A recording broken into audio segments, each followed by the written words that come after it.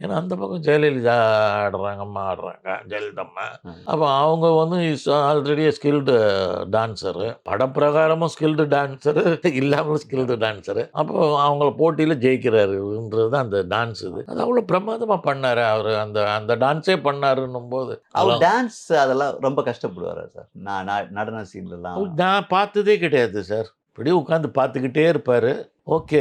இத்தனைக்கும் அவ்வளோ பெரிய டான்ஸர கூப்பிட்டு வந்து அவருக்கு டூப் போட்டு அங்க நிறுத்தி வச்சிருக்கிறோம். இவரு பண்ணத தான் அவரும் பண்றாரு. அவரு பண்ணது தான் இவரும் பண்றாரு. I didn't find any change in that. Dance மாஸ்டரே வந்துன்னு இவரு ட்ரெஸ்ஸ போட்டு டான்ஸ் ஆடுறாருங்க. இவருக்கு பதிலா.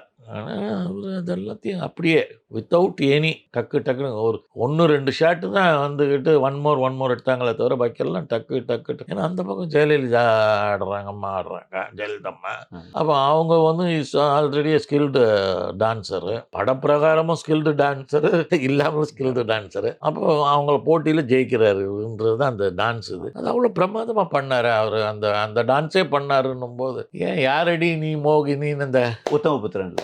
அந்த கை தட்டுறது. இன்னைக்கு என்னமோ இவங்க ராக் அண்ட் ரோல்ன்னு போட்டு ஆடின்னு இருக்காங்களா? இது எத்தனை வருஷத்துக்கு முன்னாடி ராக் அண்ட் ரோல் அவருக்கு போட்டு காமிச்சிட்டாரு.